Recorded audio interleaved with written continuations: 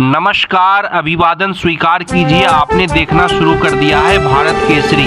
भारत केसरी आज भारतीय जनता पार्टी उत्तराखंड प्रदेश कार्यालय पहुंचा हुआ था, जहां पर राज्यसभा सांसद नरेश बंसल ने पत्रकारों से वार्ता की और कई सवालों के जवाब दिए।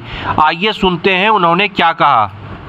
कैसे इस रैली को देखते हैं, क्योंकि सत्यापन अभियान सरकार ने चलाया है और ऐसे में अब आप किस प्रकार से? नहीं, देखिए, देश की सुरक्षा के लिए सत्यापन बहुत आवश्यक है। पहले से भी ये मांग थी कि उत्तराखंड में डेमोग्राफी बदल रही है, अनेक लोग बाहर के दिखाई पड़ते हैं, कहाँ से आए हैं, क्या है, उनके बारे में पता चलना चाहिए। और सत्यापन हुआ तो उसमें ऐसे लोग भी पकड़ में आए हैं जिनके पास वैलिड दस्तावेज नहीं है और वो यहाँ रह रहे हैं। कुछ के ऊपर पाकिस्तान की जासूसी करने के भी आरोप सामने आए हैं। तो इन सब की जांच होना जनहित में है, सबके हित में।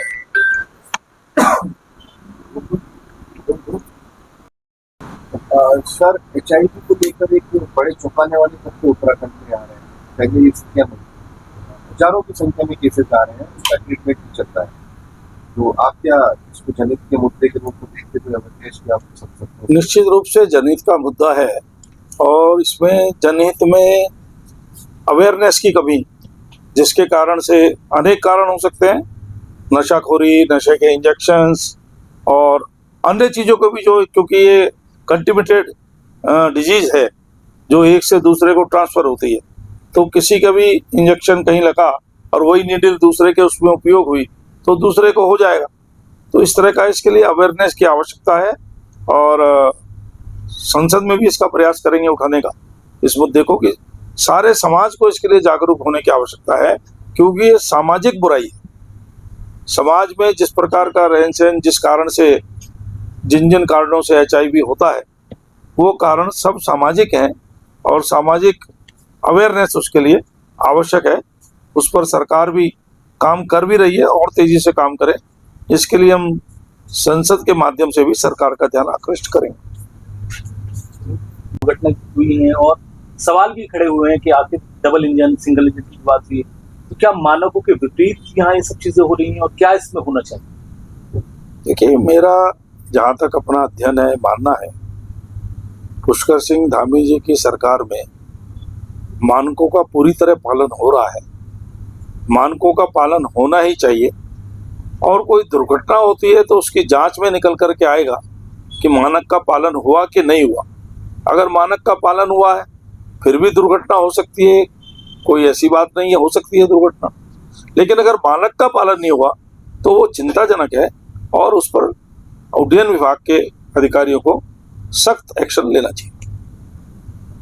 सर, आप मानते हैं कि एक जांच की ज्यादा जरूरत पड़ रही है? मतलब एक्सपर्टीज कोई भी दुर्घटना होती है तो जांच उस पर होती है। जांच समिति सरकार बनाती है, जांच कमेटी, और एक्सपर्ट ही होते हैं उसमें। कारणों को खोजने, वो इसीलिए जांच होती है कि कारण क्या रहा दुर्घटना तो जो होनी थी हो गई। जांच कमेटी फाइंडिंग कमेटी होती है जो फाइंड आउट करती है कि कारण क्या रहा।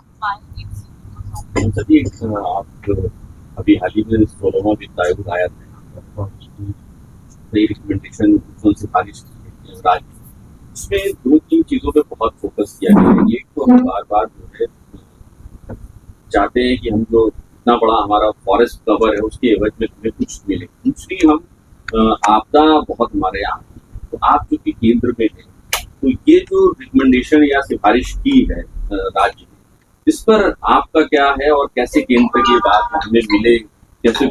मैं ग्रीन बोनस का बात पहले भी उठा चुका हूँ राज्यसभा में, और अभी जब वित्त कमीशन यहाँ आया तो उस दिन रात में जब मुख्यमंत्री जी के यहाँ उनका सम्मान भोज था, उसमें भी मैं था, हमारे सामने भी ये बात हुई है। हमने भी कहा इसके लिए कि 2-3 चीज़ों पर फोकस किया है। एक तो हमारा 70% फॉरेस्ट कवर्ड है और हम केवल भारत ही नहीं, पूरे विश्व के पर्यावरण को संतुलित करते हैं।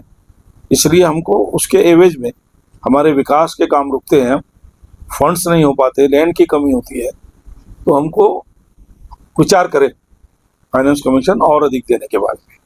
दूसरा हमारा फोकस था कि हमारी आबादी 1.25 करोड़ है लगभग, और फ्लोटिंग पॉपुलेशन हमारे यहाँ इसकी 4 गुना से भी ज़्यादा है। तो उनके लिए हमको बुनियादी ढांचा इंफ्रास्ट्रक्चर बनाना होता है, उनको सुविधाएं देने के लिए सब करना होता है, तो उसमें पैसे की आवश्यकता होती है। इस पर भी केंद्र विचार करें। तीसरा हमने कहा है कि जो वनाग्नि है उससे हमारा बड़ा नुकसान होता है, उसको भी आपदा में कवर किया जाए। तो आपदा में कवर होगा तो जो आपदा की राशि मिलती है वो स्वाभाविक रूप से बढ़ जाएगी।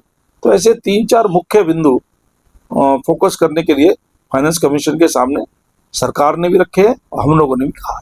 इस पर एक मुसीबत ये भी है कि हमारा जो फिस्कल डेफिसिट था वो बहुत बेहतर हो गया, हमारा जो वित्तीय अनुशासन था काफी बेहतर हो गया। तो फिस्कल डेफिसिट की वजह से हमें एक बड़ा अमाउंट मिलता था, लगभग 27 हजार करोड़ के करीब मिलता था, वो इस बार नहीं मिलेगा। तो क्या केंद्र में आप इसके लिए कोई सिफारिश करेंगे किसी और? देखिए, ये बात हमने उससे भी की है कि हमारा वित्तीय अनुशासन बहुत बढ़िया है, फाइनेंस कमीशन ने उसकी तारीफ की है। अब उसके कारण अगर कोई नुकसान हो रहा होगा तो फिर उसके लिए पैरवी की जाएगी।